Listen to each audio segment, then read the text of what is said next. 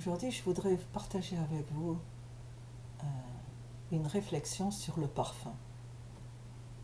La Bible, au livre de l'Exode, décrit le commandement de Dieu concernant le parfum qu'il désire être mis dans son temple.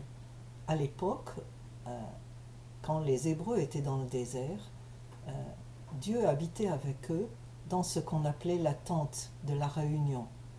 Et cette tente avait une cour où se trouvait l'autel pour les sacrifices et puis le bassin où les prêtres se purifiaient, se lavaient les mains et les pieds. Ensuite, on rentrait dans une première pièce où se trouvaient les pains consacrés à Dieu qui étaient là pour parler de la nourriture, et puis de l'autre côté le candélabre avec les bougies et l'autel des parfums. Et il avait donné des ordres précis concernant la fabrication de ce parfum qui devait brûler sans cesse à l'intérieur de cette pièce. Et il avait aussi dit que ce parfum était complètement sanctifié, préparé pour lui seul, et que ce parfum ne devait jamais être utilisé par qui que ce soit d'autre pour la parfumerie, sous peine de mort en fait. Donc c'était vraiment un parfum consacré à Dieu. Et nous lisons aussi que nous sommes maintenant le temple de Dieu. Dans le Nouveau Testament, Jésus nous a appris que chacun d'entre nous qui avons donné notre vie à Jésus, nous sommes devenus le temple de Dieu. Et l'Église est le temple de Dieu qui est aussi son corps. Et Jésus en est la tête. Et donc, il y a en nous un parfum. Et l'épître aux Corinthiens, la seconde épître aux Corinthiens, nous dit que nous sommes le parfum de Dieu. Partout où nous allons, partout où les gens nous rencontrent.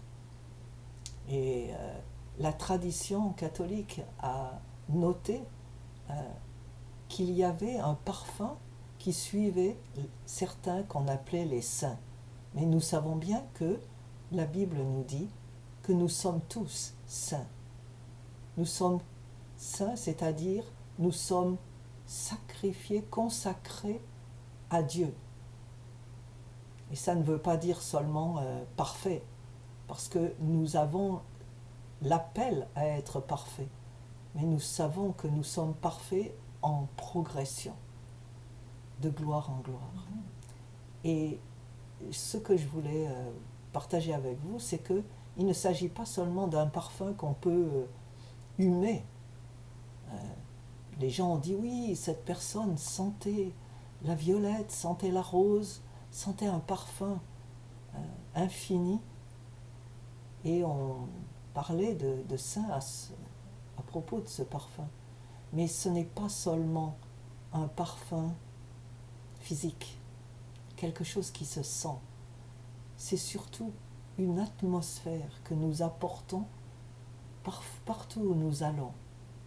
Le désir de Dieu, c'est que nous soyons son parfum partout où nous sommes, qui rend l'atmosphère beaucoup plus respirable, beaucoup plus agréable. Nous changeons l'atmosphère partout où nous posons les pieds. Et je voulais juste vous inviter aujourd'hui à être ce parfum de Dieu là où vous êtes. Ne croyez pas que c'est par vos propres bonnes œuvres que vous y arriverez. Ce n'est pas en vous parfumant ou en essayant d'être bon, d'être meilleur. C'est Dieu qui produit ce parfum en nous. C'est Dieu qui nous rend saints, qui nous rend mis à part, consacrés. Notre consécration, notre changement, notre sanctification, elles sont l'œuvre de Dieu en nous. Alors, ma prière aujourd'hui, c'est que vous aussi, vous sentiez bon, que vous transformiez l'atmosphère où vous êtes, que le parfum de Dieu se répande partout où vous êtes. Bonne journée.